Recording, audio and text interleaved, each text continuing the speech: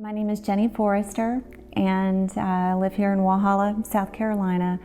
My mom, Nancy Schaefer, she was diagnosed in 2005 with dilated cardiomyopathy. At the end of 2019, on New Year's Eve, she went to an urgent care and then got admitted into the hospital, into Oconee Hospital. It was the first time over the last 15 years that her illnesses started to go from us trying to fix her to making her just more comfortable. And it was a huge shift in her care. We went to palliative care with Dr. Stanley, and she was unbelievably caring and just an incredible caregiver. I remember we were doing a video appointment with Dr. Stanley, and she suggested hospice, and it was the next day that they just showed up at the house. Initially, I think we were all just a little resistant because we just didn't know what it was going to be about, but immediately they sort of took over in a very positive way, and they were just so capable and so caring, and my mom was very responsive to them. And initially, I remember when Angie came in and helped me with showering, Mom had gotten to a point where she couldn't do things for herself, and we had been doing things, and it was overwhelming. It was very difficult. It got really hard, and Angie came in that first time, and I felt like I needed to be there, with the shower and kind of as part of it just for my mom's comfort. But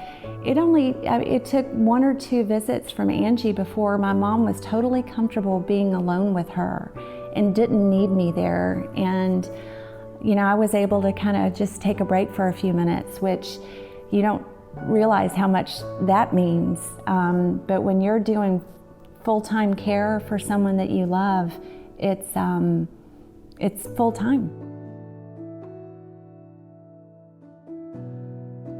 Ingrid, who was our RN from the beginning, I feel like the thing that she gave us was this confidence. I was so afraid I wasn't going to medicate her right or be able to provide her everything that she needed to be comfortable. And right away from the beginning, Ingrid was able to tell me that we were doing things right and that we were giving her all the love and everything that she needed. And that was, I think, my greatest fear, was that, especially in the end when my mom couldn't communicate and wasn't able to tell me what her needs were, it was really hard to know if I was meeting those needs. I was doing everything on the hour by the hour and all the stuff, but you still don't know if you're meeting their needs. And I remember Ingrid pulling me aside, and she could tell that I was upset and concerned, and she said, "Nobody could do this better than you. Nobody could care for her better than you."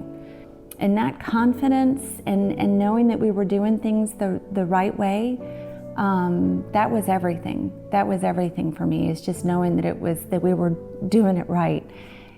My mom suffered for a long time, and she persevered. I mean, she was the toughest lady I've ever known. She was the strongest person I've ever known in my life. And she had the right to end on her own terms. She didn't want to be in a hospital. She didn't want to be surrounded by strangers. And the hospice team that helped us at home, they were part of our family. I don't know how they hire people, but there is something in every one of the people that we were involved with. There's something deep in them that makes them a perfect fit for this.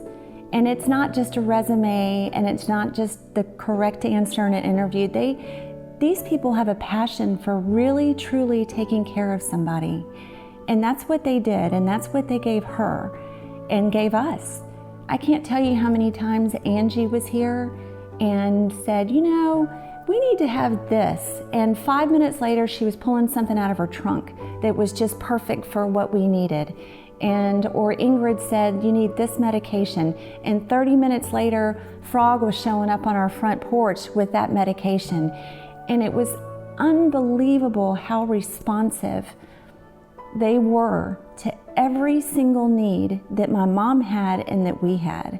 Every single need. It was immediate. And I don't know if that's how it always is, but for us, it couldn't have happened any better. It couldn't have been any smoother. It's a horrible thing to go through for the family and for the person who's ill, and it needs to be on what their terms are. And for us, that's what hospice did.